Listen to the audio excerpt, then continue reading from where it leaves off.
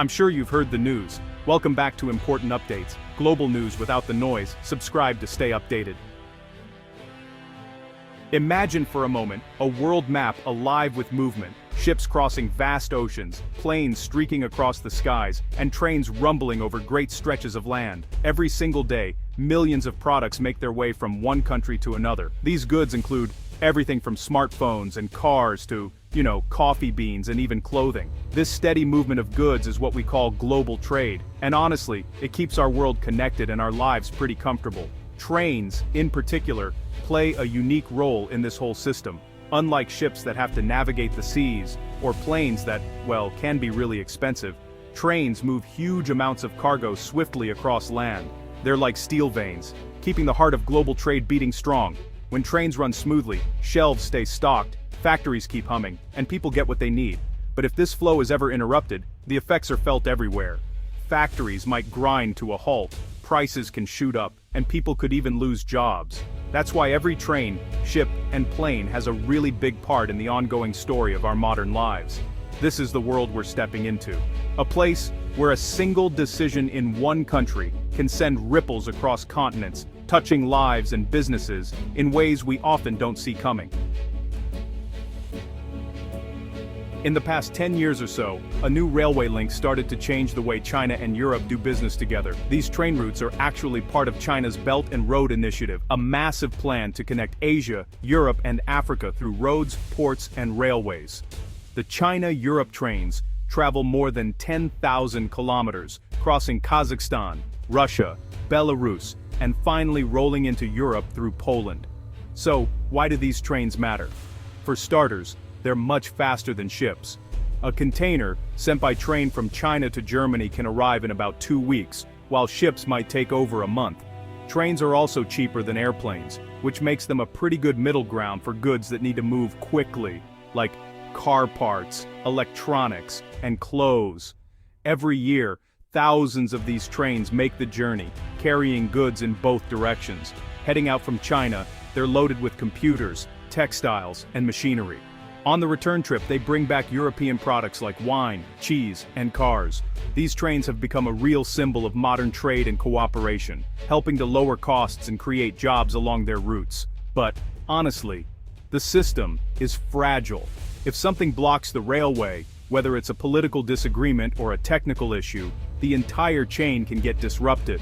And that's exactly what happened when Poland made a surprising decision.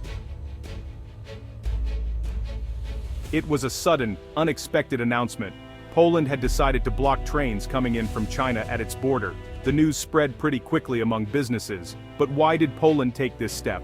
Well, the answer is a mix of security and politics. Poland said that some containers arriving from China didn't meet strict customs and safety rules. There were concerns about illegal goods, including counterfeit products and items that hadn't been properly checked for safety. Some officials even mentioned worries about smuggling and the risk of dangerous materials entering the European Union. But honestly, there was more going on beneath the surface. At the time, political relations between China and Europe were tense. Some European countries were getting nervous about relying too much on China's economy. Blocking the trains was Poland's way of showing it was serious about protecting its borders and following EU rules. For trains from China, the border suddenly became a wall. Containers started piling up at stations in Belarus, unable to move forward. Just like that, a vital link in the chain was broken. The effects of the blockade were felt almost right away. Factories in Germany and France, which depended on parts from China, started reporting delays. Some companies even had to slow down their production lines. Supermarkets and electronics stores all over Europe noticed shortages as shipments got stuck at the border. Businesses that relied on just-in-time delivery, that system where goods show up exactly when they're needed, were hit the hardest. With the trains stopped, companies scrambled to find other ways to get their products. Some tried switching to trucks or ships, but those were either too slow or just too expensive. Costs went up, profits shrank. Small businesses, like shops selling Chinese electronics or clothes, faced empty shelves.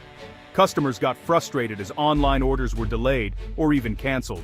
Even people who never really thought about trains before were suddenly affected, as prices for certain items crept higher. This disruption made it clear just how closely Europe's everyday life is tied to trade with China, and how quickly things can change when that connection is suddenly cut. In China, the news of the blockade caused concern and, honestly, quite a bit of confusion. Exporters rushed to find out what happened to their shipments. Some companies called their European partners, trying to calm worries and, figure out new routes. The Chinese government quickly got involved, urging Poland to reopen the border and resolve the customs issues. Companies began looking for other ways to get their goods into Europe. Some trains were rerouted through Hungary or Slovakia. But these paths were longer and more expensive.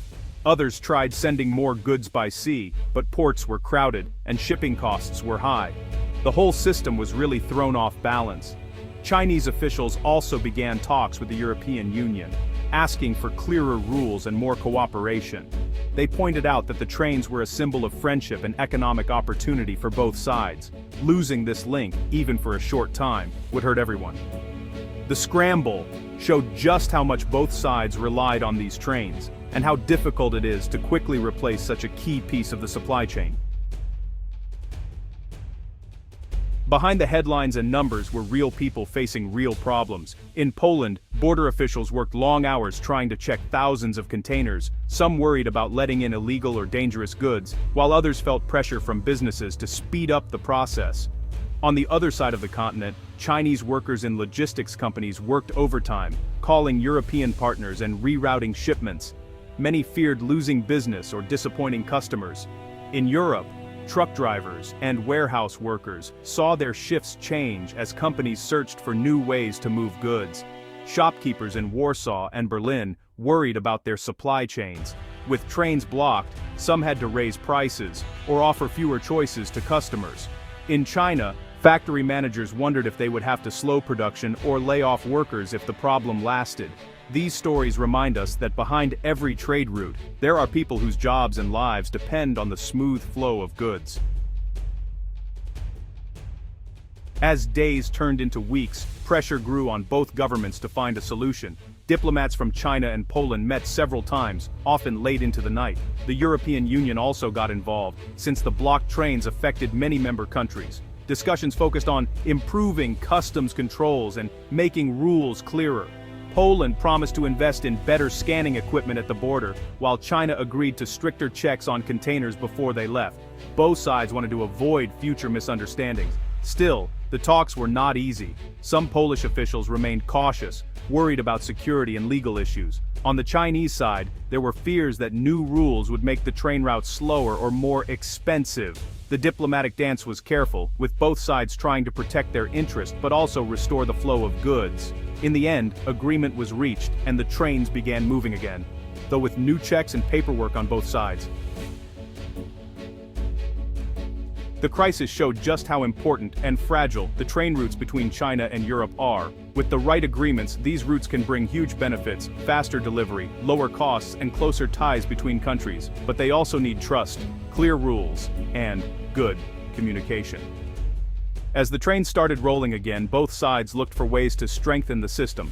New investments in border technology, better training for customs officers, and regular meetings between governments became part of the plan. Both China and Europe agreed that the railway connection was too valuable to risk another big breakdown. Many experts say that train routes will only become more important in the future. As more goods move by rail, both sides will need to work even closer together. The lesson is clear: even the best infrastructure is useless unless everyone trusts the rules and works together. The hope is that this event will push both sides to build a stronger, more reliable link for the years to come. The story of Poland blocking China's trains was more than just a news headline. It was a lesson in how deeply connected our world has become, and how quickly those connections can be tested. Even a single border can touch the lives of millions far away. We learned that trade is not just about goods and money. It's about people, jobs, and the trust between countries. When something breaks in the system, everyone feels it, but with cooperation and clear rules, problems can be solved and trust rebuilt. Trains between China and Europe are a symbol of hope for a more connected world. They show what is possible when countries work together. But they are also a reminder. To keep the world moving, we have to keep talking, trusting, and improving the ways we trade. The next time you see a train, ship, or truck carrying goods, remember, the world is closer than you think, and every link matters.